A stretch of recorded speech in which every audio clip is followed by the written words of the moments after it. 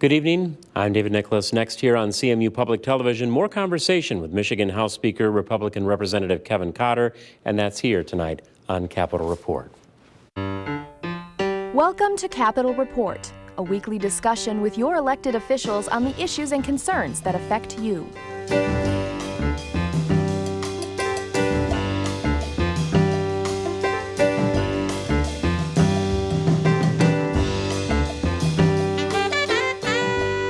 Thanks again for being with us. So we are picking up with more of our conversation with Michigan's newly elected House Speaker, Republican Representative Kevin Cotter of Mount Pleasant.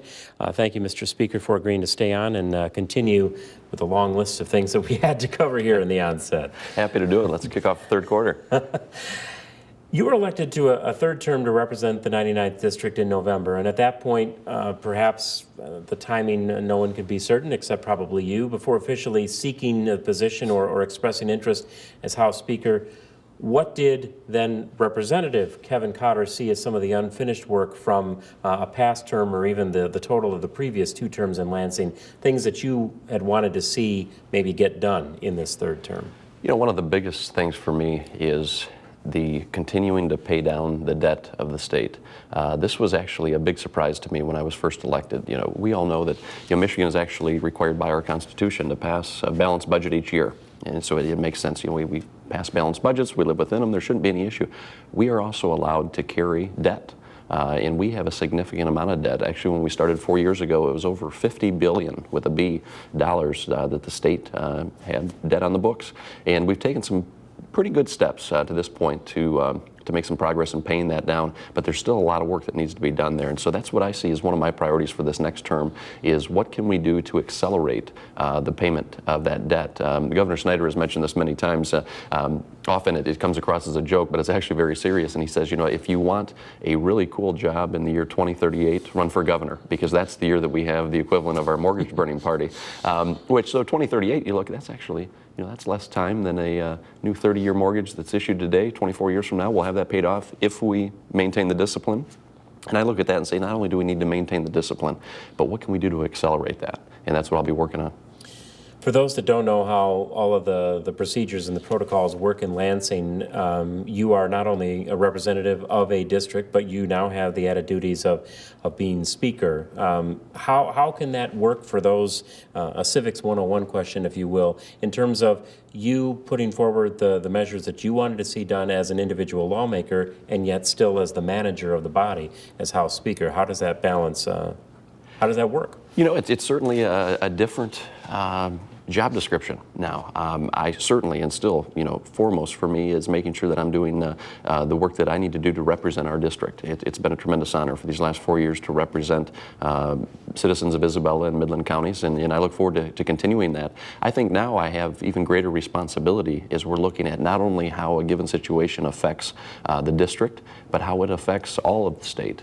Really trying to work as one in kind of an administrative role and working to understand how we can find common ground and bring people together, how I can work with the other party, the Democrats on the other side of the aisle, to say how can we work together, but working also across the rotunda and working with leadership in the Senate as well as the governor. And so it's certainly a different role. I don't look at it, I didn't seek it because I was looking for additional power or authority, but look, I was truly seeking it because I see the opportunity to have a stronger voice and to be involved in a lot of the big decisions that are made. And so I'm really looking forward to that. I take this responsibility very seriously, and I'm actually being very intentional about this and giving it a lot of thought and saying, okay, I know how fast the first 4 years has gone by. These next 2 years are going to fly, and the last thing I want to have is regret at the end of this 2 years and saying, I wish I would have tackled this issue, or I wish I would have tackled that. So I'm doing a lot of work right now in planning and saying how can we maximize the usefulness of these 2 years. The legislature as a whole, in the executive branch of the government, two separate bodies that work together. It's a GOP control across the board, and yet some differences in the priorities. The legislature introducing not only a repeal of prevailing wage, but also reintroducing the Religious Freedom Act. Both of these measures that the governor did not get out in front of or voice very strong support of, and in fact has not necessarily threatened to veto, but has not made them anywhere near the top of his priorities, yet the legislature has. Any concern at all that we signal sort of a start to kind of an acrimonious beginning to this term, that the legislature comes from this set of priorities and the governor from here, and any fear of contention there? No, no fear of contention at all. I think this is actually very healthy. I think it would be scary if all three legs of the stool were thinking exactly alike. The fact that we all are from the same party, we still have great differences of opinion, and we work through those. This certainly existed over the last 4 years as well, and we work together. The governor doesn't always agree with a certain chamber of the House or a certain chamber of the legislature, and we don't always agree with him, but we work through it. We try to remain positive and constructive. We don't lob bombs at each other when we disagree, but we try to understand each other, and in some issues we can come around and agree to work together. Others we set aside. And so, you look at prevailing wage and others, certainly there are differences of opinion right now, but I think that it's healthy to have those, and we'll continue to move forward. It would be difficult to speculate, but if it came down to a point where the governor were to veto one or the other or both, how strong is the feeling from your body in the House, and what signals are you getting from the Senate? Would those, are these at the core of what the lawmakers want, to a point where they would reintroduce in some other fashion both of these measures again if there was that pushback from the governor? That's possible. The public also has options as well, depending on their views. So it's really early to speculate, as we're just getting the session kicked off. You look at prevailing wage in particular, it's clearly a strong priority for both chambers, the House and Senate, as it was the first bill for each chamber to introduce. But it's very early yet. We've got to give this some time and some study, and we'll have ongoing conversations. But I think that one way or the other, I think there's a very good chance that prevailing wage gets through this time. What would be some of the other priorities then? You mentioned in the broad terms the paying down of the amount of debt that we have been carrying from past economic downturns and the like. But if one were to look at all right, new speaker, several new lawmakers, what is sort of that agenda, the list of priorities that we can expect to see coming from the House side? At least a partial portion of that list. We have that list, and actually, as tempting as it is to share right now, I have to restrain myself, because we follow a process in the House, and this has worked very well over the last 4 years, and it's our policy development work group. And so what this is, and I'm a big fan of this process, and the reason I say that is last term I was the chair of this, so our past speaker appointed me to chair the policy development work group. And so what that is really an exercise in getting all of the opinions of all of our caucus members and saying, what are your priorities? And then we boil that down to what become caucus priorities. And then we put that out there. We'll have a press conference here, actually just about a week from the time that we're sitting here. We will share with the public what our priorities are going to be, what that agenda is going to be. And the reason I feel so strongly about that is because it would be easy for me to stand up 2 years from now and tell the people we accomplished everything that was on our agenda. Well, you would have no way to hold us accountable, because we weren't transparent on the front end and shared where we wanted to go. And so we're going to do that very transparently and allow the public to hold us accountable. We put it out there publicly, not only for the media, but we'll have it out on our caucus website, where we update it from time to time and kind of show a progress of how we're doing.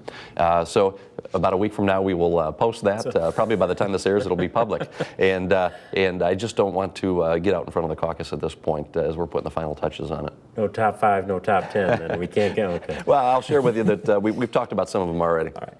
At least in broad terms then, there are things that we look at, and we've seen even at the beginning of this governor's time in office, and it was reflective of the prior administration and the struggles within the legislature as we went through such a dramatic and extraordinary economic downturn, the wild fluctuations and cuts that came to funding for the schools, funding for higher education, many other areas.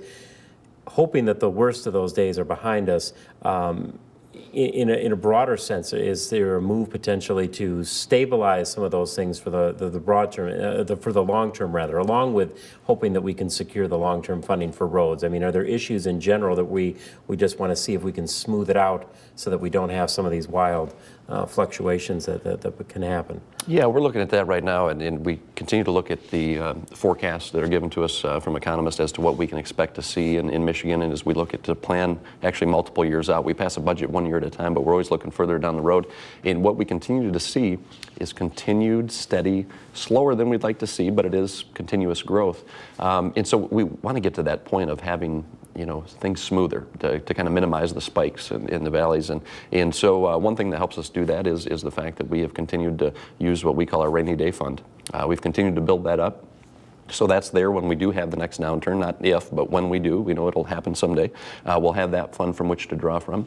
But then I think, too, about, you mentioned higher education, K-12 education, some of the areas that, we always look at and we have concerns about funding and keeping that constant. One good sign is we look at right now as we're working through this current shortfall that we have in the budget, one area that we've said publicly we're not going to go to is K-12 or higher education. As we look at any reductions, we're not looking to go there. We want to maintain those areas as they are priorities. How do we do that? Because for folks that, and this is somewhat hitting the rewind button, but we had another vote on do we open up the 1963 Constitution? And each time that's come up for a vote, people have resoundingly defeated that. And yet, I'm not sure that everyone is familiar with the fact that this is a challenge to you and any sitting governor as to how much flexibility is really there, dictated by that document now 50 years old, of where one can go to find those budget patches, as it were, and there's just only so many places with the flexibility within the budget of where we can make cuts if we have to take care of another area when those downturns happen and so forth. So that's always kind of set up K-12, higher education, a few other areas as the places that are the go-to. How are we now in a different position to avoid that? Yeah, you outlined the problem very clearly because I think one misconception that's out there is we'll often hear, when we're looking at funding a particular area, they'll say, well, you have a $52 billion a year budget, just go find the money. Well, that's not a fair statement because, as you alluded to, the $52 billion budget, so much of that budget are areas we can't touch. It's federal money that is dedicated to a specific area. It's other money that's what we call restricted revenue. There's other state statute out there that dictates where that money has to go. And so when we get to the general fund, that's much smaller pot of money that we actually have decision-making power over. And so any areas that are largely dependent on general fund revenue, those are the areas that we have to look to when we have to make budget adjustments. What's the relationship like already with new Senate Majority Leader Arlen Meekhoff as the two of you lay out that plan that you said would be coming for the legislative priorities, and in particular you speaking for the House, but we assume that he would be presenting that, or will you be doing that as a joint measure in terms of the legislature, or two separate sort of policy setting sessions that will come? We do that separately. The practice that we followed in the House over the last two terms was to do a 2-year plan when we put it out there. The Senate actually just put out a plan. They put out a 90-day plan to start off this session, but we don't work together on that as determining where our members are at. We certainly work, from this point forward and seeing where we have, commonality amongst our action plans. But we've had a very good relationship to this point. I've served in the House for 4 years as Senator Meekhoff has been in the Senate, and have had a very good relationship. So I really look forward to working with him and the governor as well. I think we'll have a great partnership. Everyone talks about bipartisanship, and it seems that whenever any party is in the minority, so I will be bipartisan in this statement, the minority will always say that the majority is not living up to the spirit of bipartisanship because they, whomever is in power, is not working with us. They are not speaking with us about anything. So politics being what they are, differences and issue priorities being what they are, what is the relationship with the new leadership also on the returning and new leadership on the Democratic side, and in terms of how you look to see collectively common ground moving forward? I look forward to working. The leader on the Democratic side is Leader Tim Grimal, and I'm optimistic. I think we can have a good relationship going forward. We had a bit of a bump in the road recently where we had an area of disagreement when it came to committee assignments, but I look at that as just that. I think it's something that we can work past. I think that we'll work very well together going forward. Now, having had 4 years in, a lot of the members on the Democratic side I've gotten to form good relationships with, but their caucus, just like ours, had a lot of turnover, so we have a lot of freshmen that I'm spending time trying to get to know and meet, and I'm optimistic about it. I think that we can have a good relationship this term. One of the governor's calls in the State of the State was the emphasis once again on training a skilled workforce for the transitioning economy. it brings up questions of what partnerships are going to make that happen. We hear that there's a potential for community colleges being given maybe some more flexibility as they look to address programs. There's already workforce development efforts that are done there with the folks at Michigan Works. And then you even go back to the skilled trade programs, the vocational tech programs that were in place in the schools. So I guess the multifaceted question there is what's best suited potentially, or how will all those work together towards moving towards that more trained workforce? Yeah, here's what we know at this point is that there's a big major disconnect. We look at there are a lot of jobs out there that when we're talking with these employers are saying that they can't find trained people to fill those jobs. So, the unemployment rate is still a little over 6%. We made some big inroads there, but that's not good enough. So we have unemployed workers and we have job openings, but we can't connect the two. And what's missing is that skilled training. And so we're making this a priority. I actually created a new committee in the House this term on talent and workforce development. And that's exactly the charge this committee will have, is to looking at what can we do. You mentioned partnering with community colleges. There's some great programs there where it's kind of a public-private partnership where a community college partners with an employer who has a specific need, and then programs are created to fill that need, and so it works out great for everyone. So looking to put a lot of energy in that this term, in saying, okay, if we have the openings, demand is there. It's a shame that we can't fill this. Let's work smart and get these jobs filled. How does that work in conjunction with the existing mechanism of the Michigan Works offices? That is their charge through the federal dollars that they oversee and the monies from the state. How do the two of them coexist, complement each other potentially in the same arena of providing that training? I think it's really taken an all above options, in moving forward. Certainly they have a role to play in this, but the governor is very serious about this as well. He's looking at making some changes within talent and workforce development, the MEDC, and some of the things they do. So there's some exciting things will be coming, and looking at that and saying, okay, these shouldn't happen independently. Let's bring all of the key players together and really have some agency really acting as the quarterback, if you will, over all of these programs. So I think there are going to be some very exciting things to see as we move forward, and obviously, it's going to have a big impact on individuals, on the economy, if we can deliver. Is there a role for the universities to play? And I say that noting that a few years ago there was a panel discussion that was held on this campus and representing this university. I still ask this question. There was an admittance that the universities across the board are a much bigger ship to turn around and make a shift in terms of creating something new, that the community colleges by their nature are much more flexible when it comes to, we've got a need, we've got to create this, we've got to go.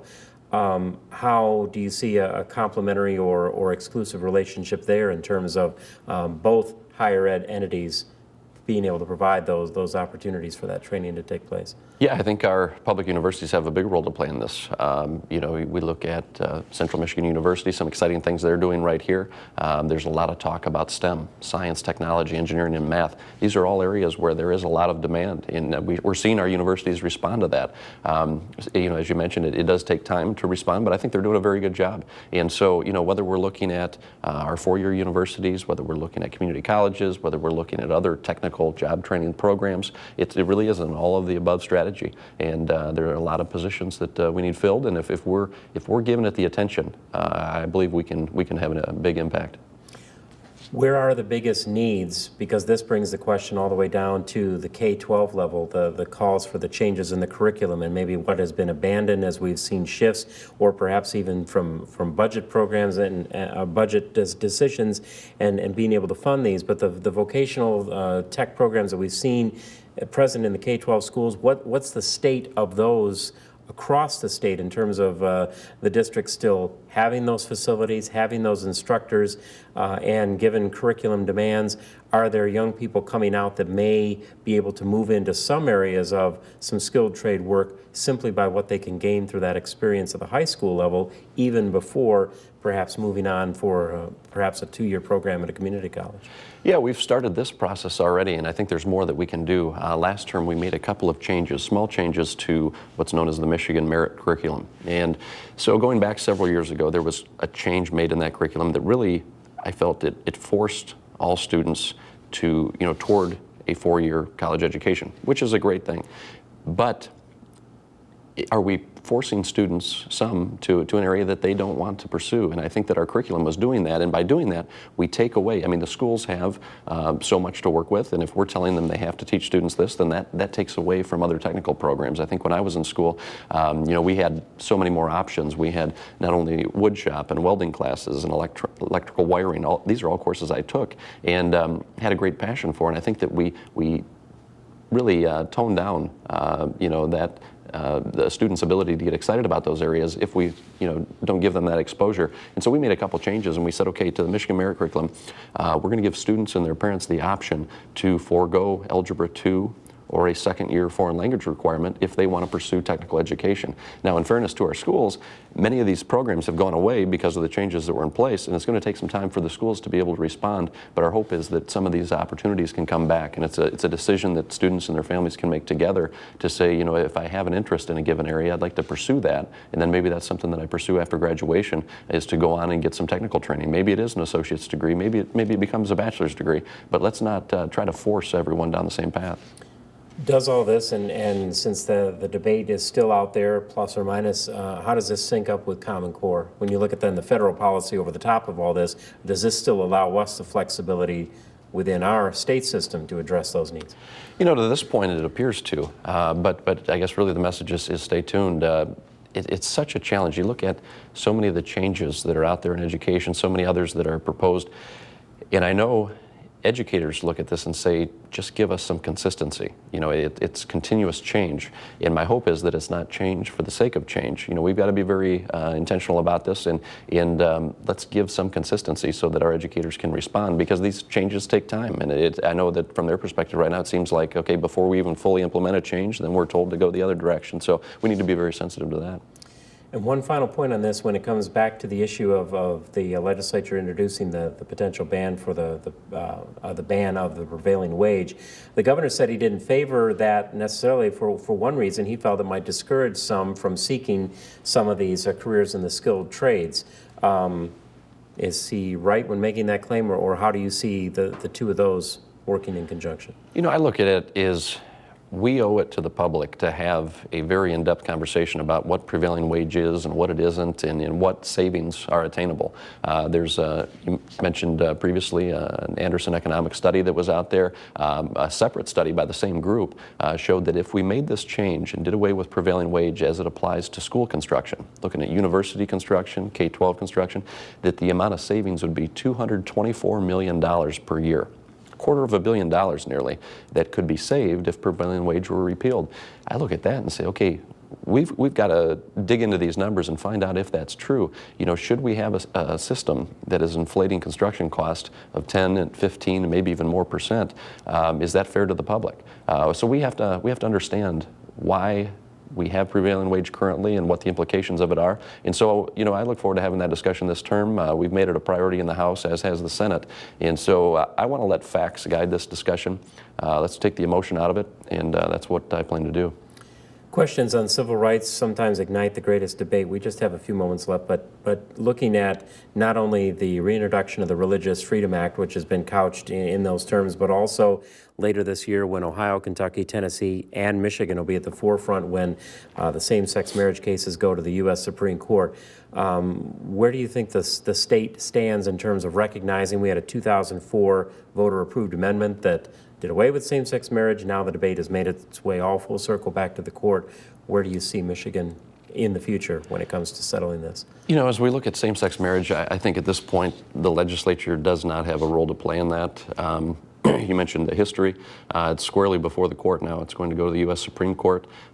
We're expecting, late June, early July, we may have some clarity on this issue, and I think that clarity is needed as to how the court's going to rule. I don't know, but I do have a respect for the three branches of government. Certainly, the judiciary has a key role to play here. So I look forward to seeing, what the court ultimately decides. And in the meantime, I don't see a role for the legislature to play. Any adjustment, given the fact that there were 300 couples that were married during that one-day reprieve last March, in terms of the status, legal standing? Does the legislative branch have to do anything, or the state as a whole, in terms of adjusting, or once the court decision is there, that's it? I mean, do we have anything that has to be ironed out in terms of the status of those and perhaps the status of other couples moving forward? You know, as we look at those 300 marriages, again, that came about during that very brief period of time, that's something that's going to be contingent on which way the court rules. Then we'll have to look at it from a state perspective. I don't know that even then, you know, regardless of how they rule, that the legislature would have a role to play in that per se, but we'll take a look at that certainly.